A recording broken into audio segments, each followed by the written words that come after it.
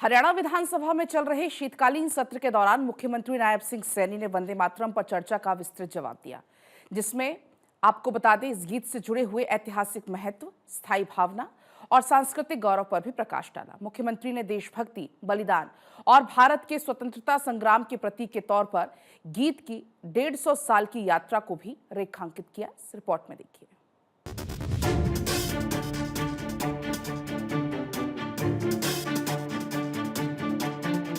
मुख्यमंत्री नायब सिंह सैनी ने वंदे मातरम पर सामूहिक चर्चा में शामिल होने के लिए सभी सदस्यों का आभार व्यक्त किया है। साथ ही इसे एक ऐसा मंत्र बताया जिसने भारत के स्वतंत्रता आंदोलन में साहस, आत्म अनुशासन और बलिदान की भावना भरी।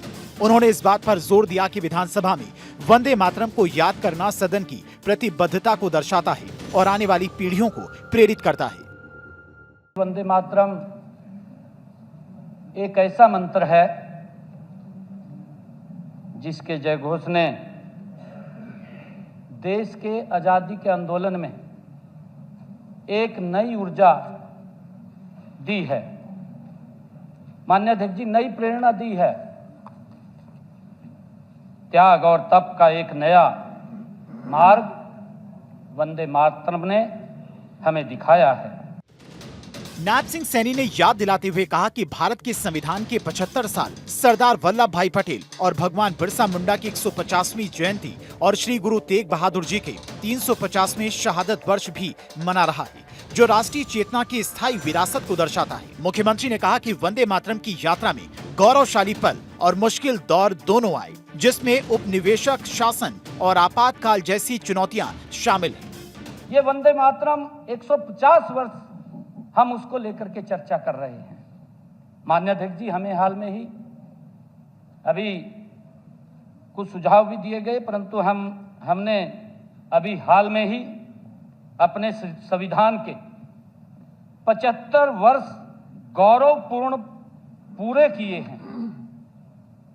हमने अपने संविधान के 75 वर्ष पूरे देश ने मनाया है, मना रहे हैं। माननीय अध्यक्ष जी, इसी प्रकार सरदार वल्लभ भाई पटेल जिनकी 150वीं जयंती है, पूरा देश गर्व के साथ मना रहा है, उसको स्मरण कर रहा है। माननीय अध्यक्ष जी, भगवान बिरसा मुंडा जिन्होंने इस देश को दिया है, ऐसे महान व्यक्तित्वों की जयंती आज हम उसको स्मरण कर रहे हैं, याद कर रहे हैं। बिरसा मुंडा जी की भी 150वीं जयंती हम सब मना रहे हैं। मुख्यमंत्री ने कहा कि वंदे मातरम सिर्फ एक गीत नहीं था, ये ब्रिटिश दमन के दौरान एक सांस्कृतिक प्रतिरोध और वैचारिक क्रांति का प्रतीक था। उन्होंने स्वदेशी आंदोलन, बंगाल की विभाजन और क्रूर ब्रिटिश दमन का सामना करने में महिलाओं और बच्चों द्वारा दिखाए गए साहस पर भी विस्तार से बताया। खुदीराम बोस, मदन लाल डींगरा, राम प्रसाद बिस्मिल, अशफाक उल्ला खान, रोशन सिंह, राजेंद्र नाथ लाहिड़ी और मास्टर सूर्य सेन जैसे क्रांतिकारियों के बलिदान पर प्रकाश डाला, जिन्होंने वंदे मातरम गाते हुए फांसी के फंदे को गले लगाया। देश के जांबाज सपूतों ने भी इसी मंत्र को अपने जीवन की अंतिम पुकार बनाया। माननीय अध्यक्ष जी, हम सब जानते हैं कि हमारे क्रांतिकारी वीर खुदीराम बोस, मदन लाल ढींगड़ा, राम प्रसाद बिस्मिल, अशफाक उल्ला खां, रोशन सिंह, राजेंद्र नाथ लाहिड़ी जैसे वीरों ने फांसी के फंदे को चूमते हुए वंदे मातरम का जयघोष किया।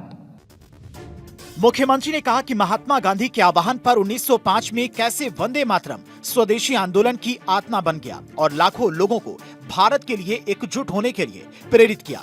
गांधी ने इस गीत को राष्ट्रीय आत्मा की अभिव्यक्ति माना, जिसने भारत के लिए जीने और काम करने वाले सभी लोगों को प्रेरित किया। उन्होंने कहा, अनेक बार कांग्रेस ने वंदे मातरम की पवित्रता को कमजोर किया। 1937 में जब मुस्लिम लीग इस गीत का विरोध कर रही थी, तो कांग्रेस नेतृत्व इसे मजबूती से बचाने में विफल रहा। 26 अक्टूबर 1937 को हुए इस तुष्टीकरण की वजह से वंदे मातरम बढ़ गया, जिसमें एक ऐसे गाने के बारे में अविश्वास और विवाद पैदा हो गया जिसे राष्ट्रीय प्रतीक माना जाता था। मुख्यमंत्री ने कहा कि प्रधानमंत्री नरेंद्र मोदी के नेतृत्व में 7 नवंबर 2025 को वंदे मातरम की 150वीं वर्षगांठ का साल भर चलने वाले उत्सव शुरू किए गए, जिसमें यादगार डाक टिकट और सिक्के जारी किए गए। वंदे मातरम एक चट्टान की तरह खड़ा रहा। माननीय अध्यक्ष जी, अंग्रेजों की फूट डालो और राज करो की नीति के विरुद्ध वंदे मातरम एकता का मंत्र, माननीय अध्यक्ष जी, वो हर देशवासी के मन में बन गया। नायब सिंह सैनी ने कहा कि 150 साल सिर्फ अतीत को याद करने के लिए नहीं है, बल्कि एक आत्मनिर्भर और विकसित भारत को आकार देने का संकल्प है।